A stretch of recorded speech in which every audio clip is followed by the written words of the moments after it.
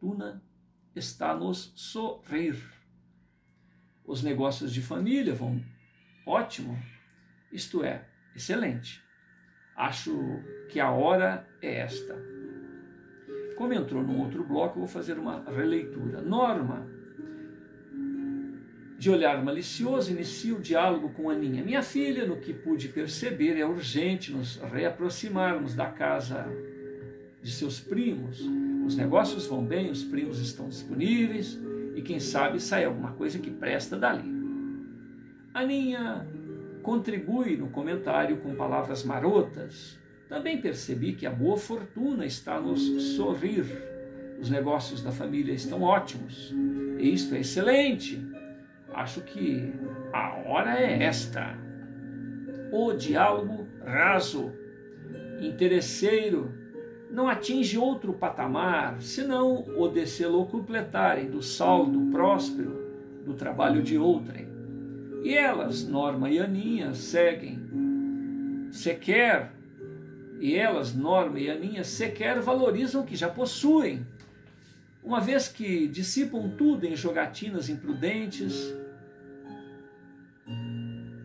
certamente levarão a desdita aos fraternos. O diálogo raso e interesseiro. Naquelas terras arrasadas agora vicejam esforços de entendimento entre miseráveis e os Faustos. Ao que tudo indica, um bom acordo estava prestes a ser concluído. Sarvin continua a seguir as orientações de seu irmão mais jovem. Os dons de Giuseppe permanecem mais controlados, sem as peculiaridades de estranheza ou alarde. Ou seja, Giuseppe está controlando mais os dons mediúnicos dele, porque antes ele desmaiava, né? Sofria aquele processo epilético, cataléptico, e agora ele é uma intuição que vem, né? Ele fica só meio estranho e dá o recado. Dona Felina e Aninha se ocupam em afazeres domésticos, porém elas se mantêm atentas e solícitas aos entreveros entre servidores, coligados e vizinhos. Quando a situação as aperta, elas se socorrem nas boas vibrações de Giuseppe. Vez que outro nome Aninha surge no diálogo entre Crustácia, Felina e Diná. Esta comenta, Diná, a prima, né? A irmã de Giuseppe, comenta sobre Aninha. Aninha ainda terá oportunidade de reformular os seus conceitos e intenções. Que Deus a socorra em seus pensamentos e desejos. Giuseppe sempre diz aos familiares que se deve pensar o melhor a respeito das pessoas. Então, sua mãe e irmã buscam seguir estas orientações. Ou seja, não vamos falar mal da coitada, né? Em todas as épocas existem aqueles que lucram ou triunfam com o desconforto alheio, e a paz conquistada divergia dos seus interesses. Os chacais elucubram um plano sinistro para avivar velhos conflitos e motivar novos ódios. Então decidem adentrar furtivamente a propriedade de Felina Mansol e, na calada da noite, no momento oportuno, ferem gravemente a Sarvin. O ataque tem por intuito que os grupos antagônicos iniciem acusações recíprocas e consequentes agressões. O barulho é percebido pelos residentes. Giuseppe vai ao socorro do primogênito e percebe que o caso é grave. Há certa dificuldade em se localizar o médico, tendo em vista o grande número de enfermos a cobrarem a sua atenção, consequência dos eventos recentes. O doutor aparece à propriedade de Felina Mansol, estuda o padecente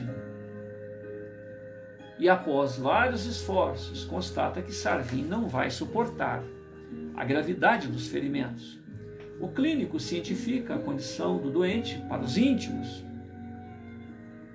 Então se estabelece uma longa agonia entre os familiares, até que Giuseppe fica pálido, frágil, como nos primeiros tempos, e dá esta luminosa mensagem.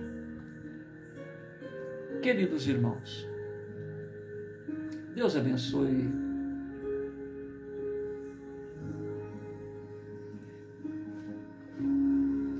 queridas irmãs, porque ele está falando com a mãe, com a irmã e com a Crustáceo. Deus abençoe a nós todos. Lastimo as dores decorrentes destas horas. Entretanto, estas dores, foram necessárias para que Sarvim retorne à pátria da verdade com os louros da vitória, se melhorando diante das leis divinas e até a inspirar muitos outros à busca das mesmas reformas. Em sua morte, Sarvim se torna mais vivo e até a inspirar muitos. Eu vou ler de novo, tá? Desculpe. Queridas irmãs, Deus abençoe a nós todos. Lastimo as dores decorrentes destas horas. Entretanto, estas dores, foram necessárias para que Sarvim retorne à pátria da verdade com os louros da vitória, se melhorando diante das leis divinas e até a inspirar muitos outros à busca das mesmas reformas. Em sua morte, Sarvim se torna mais vivo. Em sua trajetória de equívocos, pela insensibilidade e indiferença, ele, Sarvim, por fim, descobriu o valor da compaixão. Seus antigos conluiados, certamente, por ainda não abarcarem esta virtude, a quiseram silenciar, eliminando o traidor. E no engano destes planos, a compaixão irresistivelmente irá se espraiar por estas plagas. Abençoada será a lembrança de Sarvim, afinal, arrepender, trabalhar pela reparação, pela sua recuperação perante a própria consciência. Abençoada será isto. No engano destes planos, a compaixão irresistivelmente irá se espraiar por estas plagas.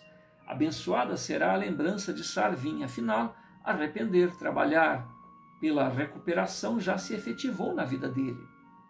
Na vida de Sarvim, restava a natural expiação, o fechamento do ciclo e adir às sublimes tarefas junto às tantas almas com as quais se comprometeu.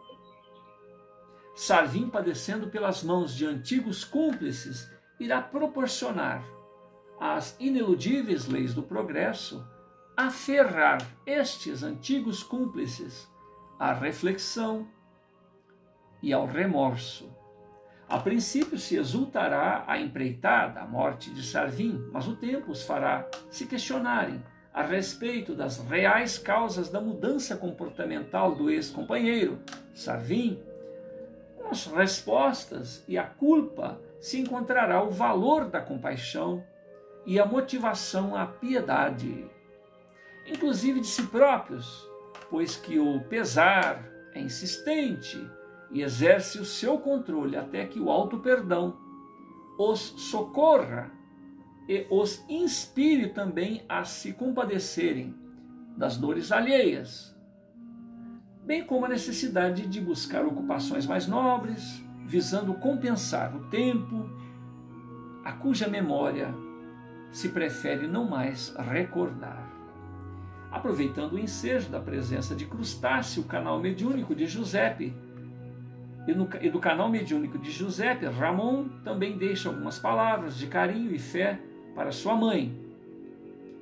Dona Felina é estimulada a acompanhar Giuseppe mais de perto, tendo em vista os novos desafios a que todos estão sujeitos.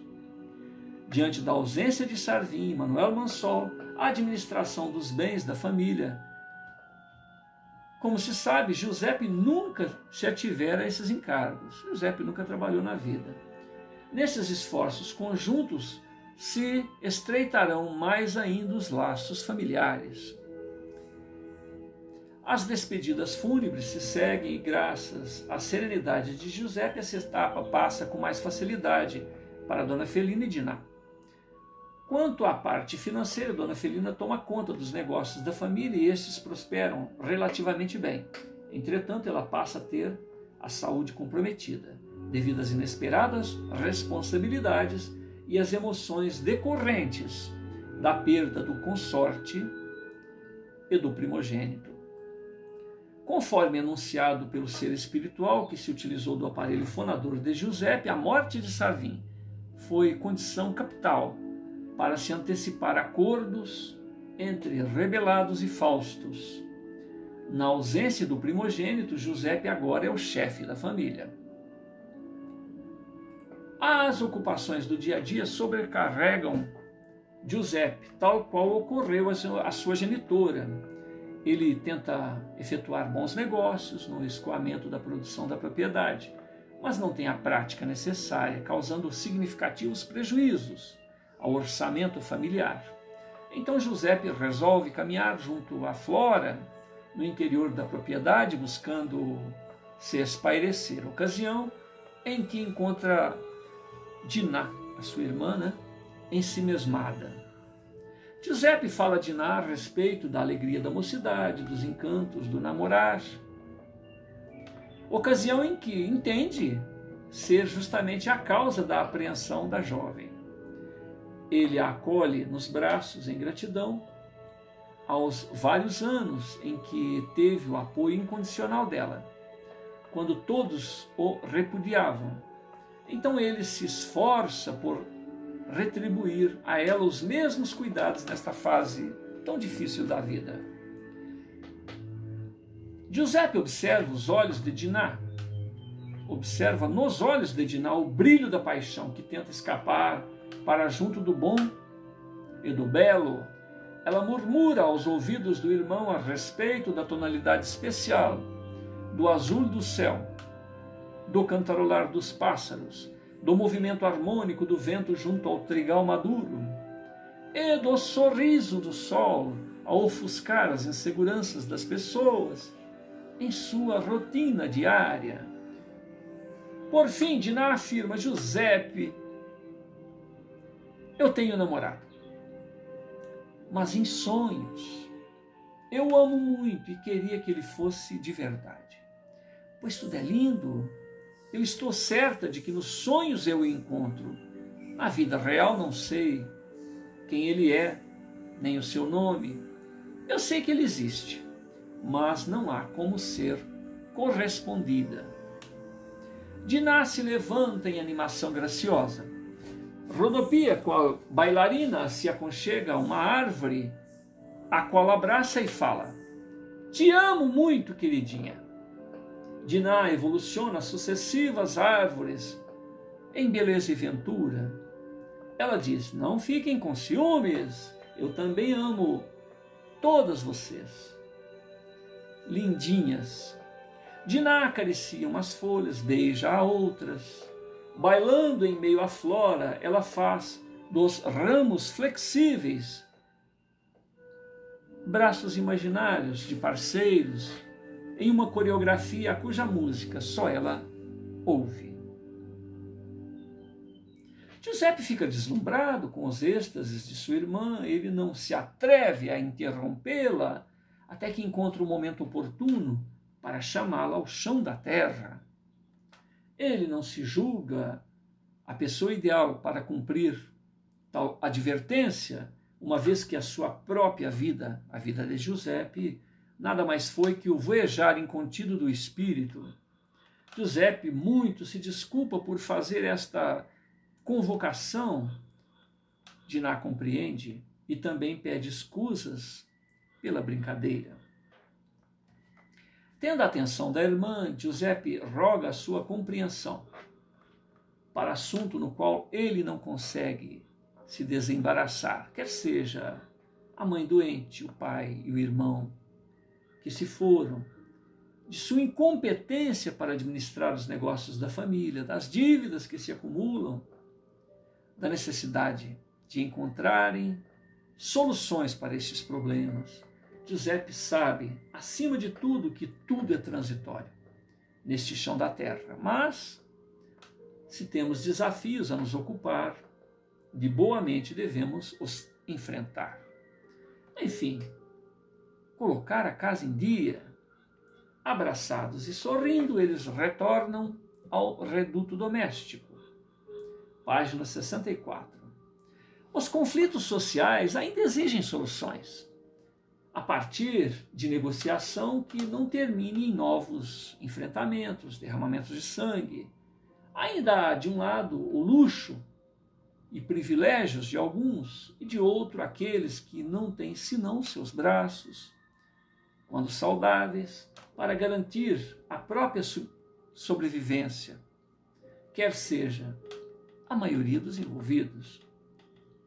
Em meio a uma sociedade que considera seus servidores como animalejo, sem alma, esses lacaios lembram a si próprios que não o são e se empenham em construir e fortalecer os laços familiares, que por extensão têm desdobramentos místicos, espirituais, comunitários, social,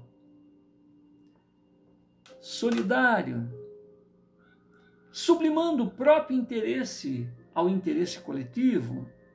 A família faz lembrar a si mesmos que são e continuarão sendo humanos. Para a elite, os escravos são animais domesticados, a cuja função é servir e dar lucro. Neste afã, os escravos têm direito de se alimentar, de terem um abrigo e nada mais. Embora alguns faustos ainda se dignassem a dar algum dinheiro no intuito de tornar os seus trabalhos mais produtivos, dentre eles estava Dona Felina Mansol, seguindo a orientação de seu filho Giuseppe Restart. Os demais viam com reproche tais melhorias nessa relação entre senhor e os escravos de sua propriedade. Na propriedade da irmã de Felina Mansol, ocorre diálogo entre Norma e a sua filha, Aninha, a respeito da morte de Sarvin e da fortuna que agora está nas mãos de Giuseppe Restart. Norma alerta a filha para o fato de que durante todo o tempo em que lá estiveram, o idiota do Giuseppe só tinha olhos para ela, para a jovem Aninha. Aninha, sabendo de seu valor para livrá-los da ruína, consequência das jogatinas de Serzúlio e da própria genitora, ela, Aninha, se faz de difícil e lembra a genitora das tantas vezes em que sugeriu ter o Giuseppe como consorte, no que foi severamente objurcada. Norma admoesta Aninha quanto a desmerecer a sua compulsão pela mesa de jogos, afirmando ainda ter esperanças de ganhar muito dinheiro. E ela, Norma, faz lembrar à filha de que quase ficaram ricos na última vez em que jogaram. Aninha avisa a genitora que o senhor que está com a hipoteca da propriedade deles só não a executou porque ele ainda tem esperança de que ela, Aninha, lhe conceda favores sexuais. Norma não socorre a filha no devaneio ou na possibilidade deste evento, limitando-se a dizer que ela, Norma, não quer viver como essa gentinha, não quer viver na mendicância, ou seja, assim esta conversa fútil se alonga até que Serzúlio, pai de Aninha, adentra a residência e, como sempre, trazendo notícias de dívidas, cobranças e a esperança de reaver tudo em nova mesa de jogos. Serzúlio nunca traz boas notícias, entretanto ele se apega à possibilidade de virar o jogo.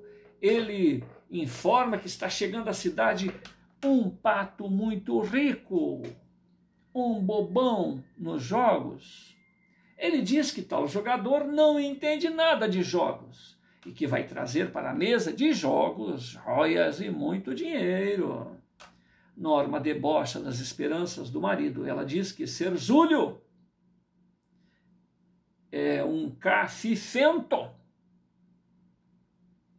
um azarado. E nada mais. A conversa entre os três permanece no patamar do próprio interesse. e no ganho fácil de muito dinheiro. Finalmente retornam ao assunto da herança de Giuseppe. Restarte ao que fica sugerido que Aninha dê em cima do primo, embora não tenha certeza de que ele tem interesse por mulheres. E todos riem desse último apontamento.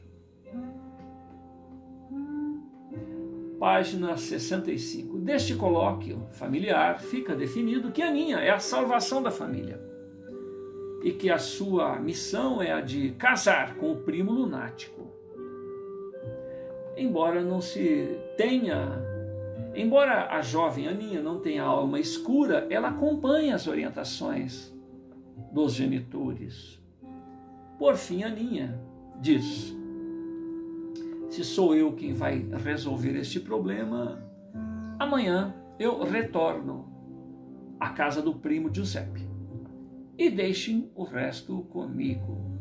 Assim falando, Aninha adentra aos próprios aposentos e vai arrumar os longos cabelos. E por aqui nós deixamos um suspense, para a próxima etapa.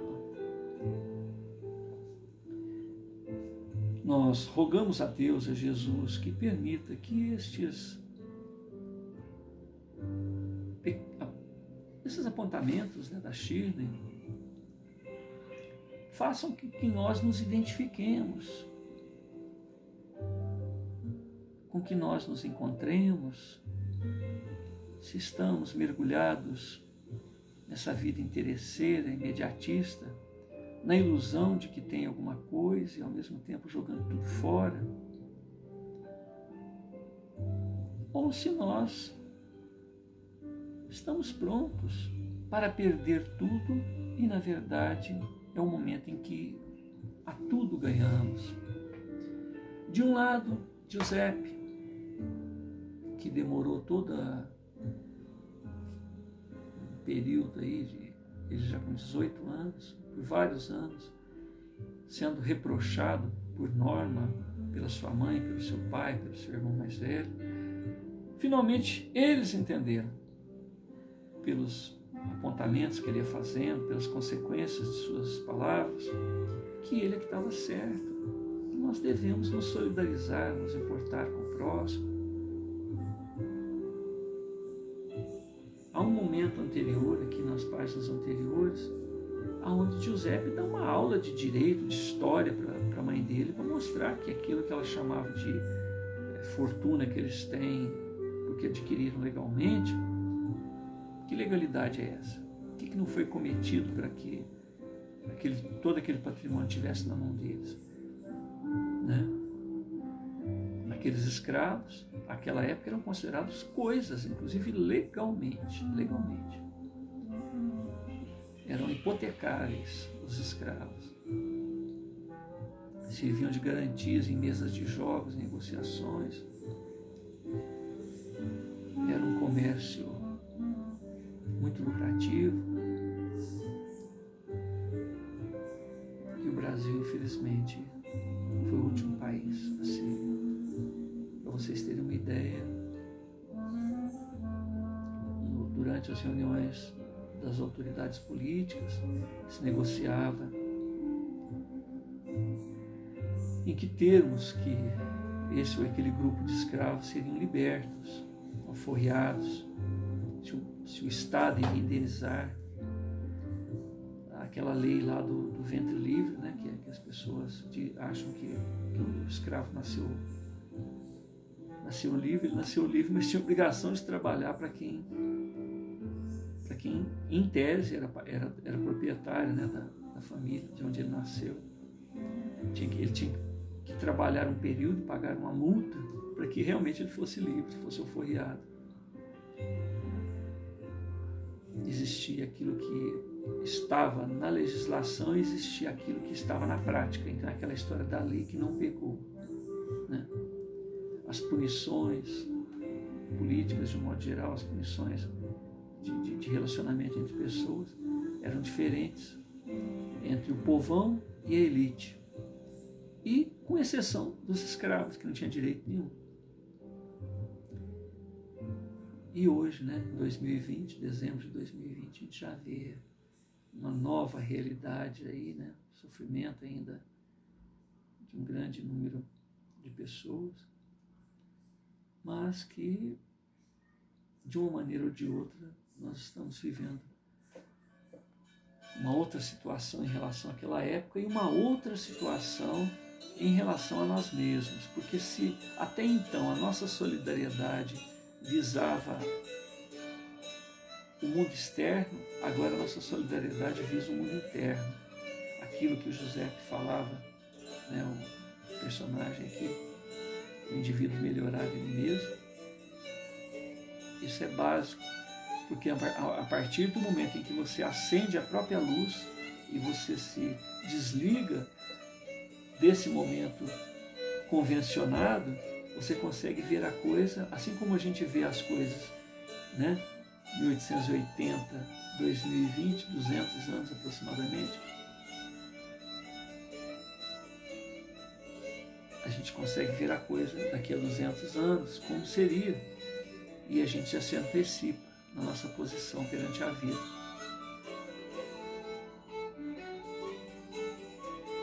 Então, o grande desafio hoje está isso, em acender a nossa luz interna, acender essa nossa capacidade de estar além do momento em que nós vivemos. E se nós conseguirmos fazer isso conosco mesmo, já será uma luz a acolher um fósforo, né, que acende, a acolher um grupo de pessoas que está ao nosso redor.